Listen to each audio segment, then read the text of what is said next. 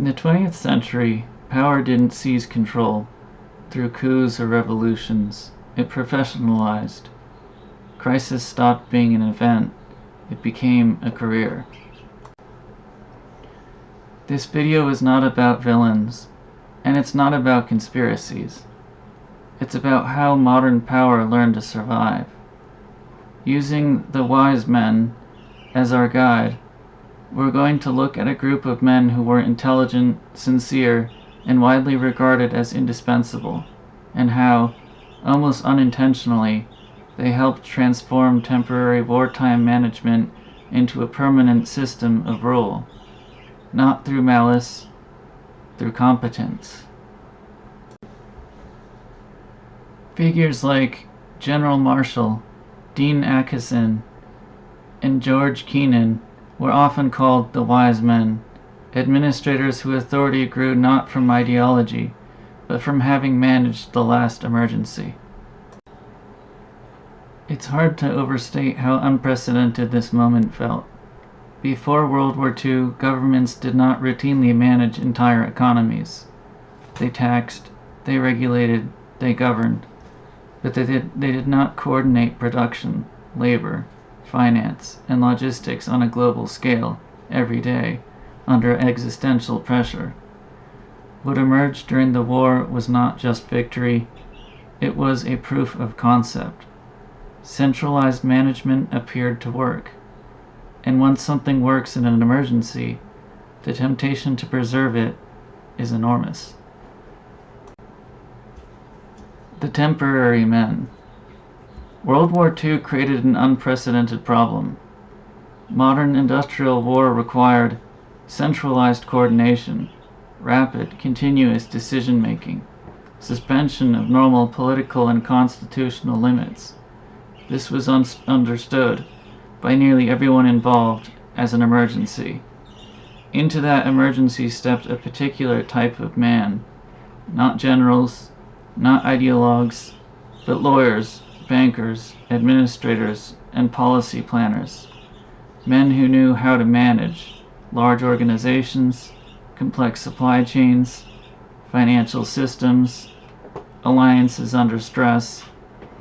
They were valued not for vision, but for reliability, and above all, there was a shared assumption this was temporary.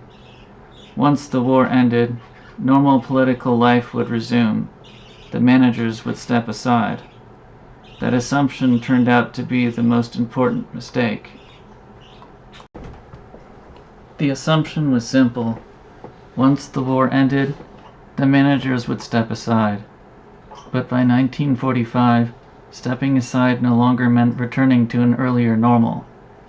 The institutions had grown too large, the systems too complex, the responsibilities too interconnected. Demobilization did not just threaten efficiency, it threatened relevance. For those who had spent years coordinating a global emergency, peace did not feel like relief. It felt like uncertainty. 1945, when victory created uncertainty. When the war ended in 1945, the United States did not return to normalcy. Victory created power, but also instability.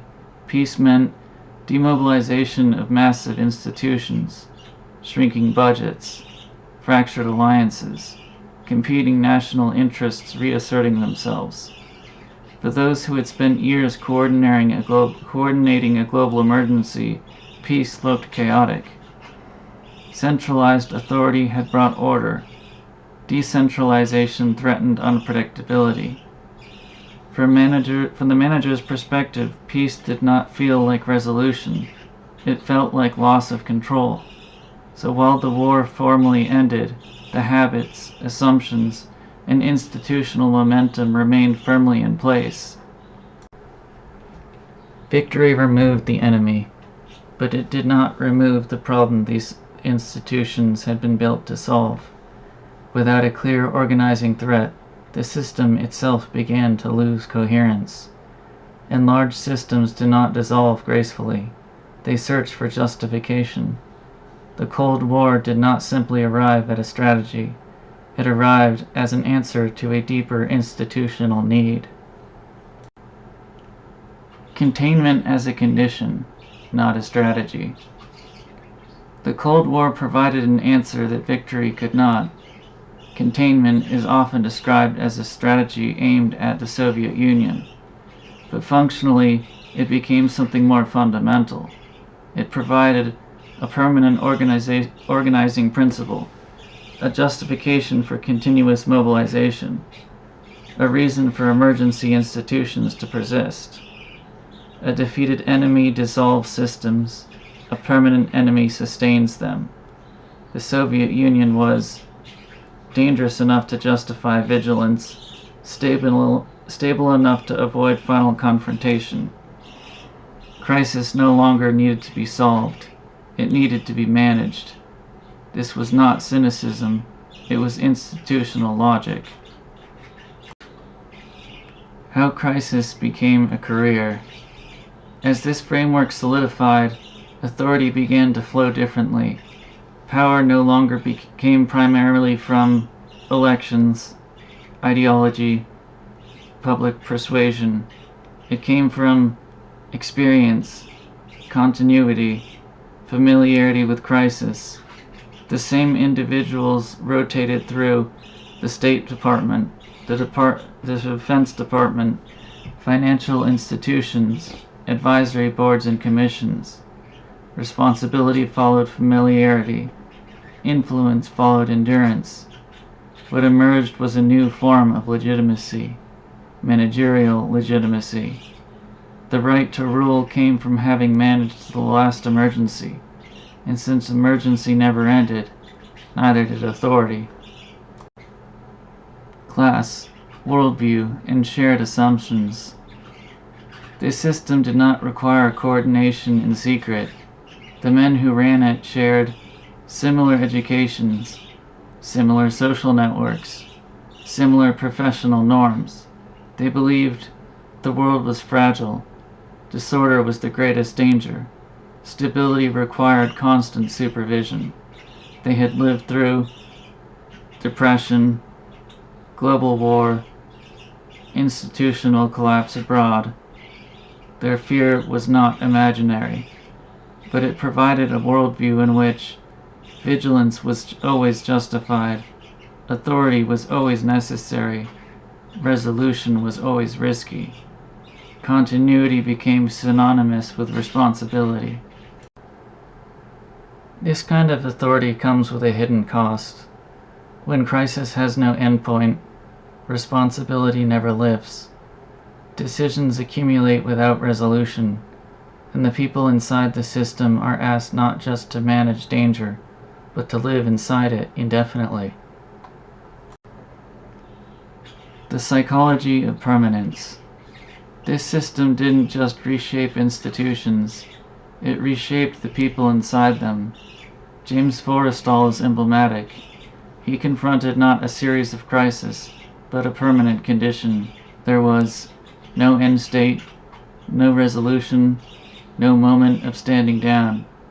Authority without closure is psychologically corrosive. The system demanded constant vigilance, endless responsibility, decisions without finality. This wasn't corruption, it wasn't weakness, it was structural impossibility. Even the most capable individuals eventually break under permanent emergency. Why this matters now. What began as wartime necessity became peacetime default. Today, emergencies justify permanence. Expertise justifies authority. Continuity justifies power. Crisis is no longer a failure. It is a qualification. We have inherited a system that knows how to manage risk, but not how to conclude it. Peace threatens institutions built to survive through vigilance. Conclusion. The men often called, in quotes, the wise men, were not villains. They were intelligent, serious, and deeply committed to what they believed was stability. But they built a system that could not end without dismantling itself. And so crisis became permanent, not because anyone planned it, but because too much depended on it continuing. That is the legacy of modern management. Thank you for listening. Please leave a like and subscribe.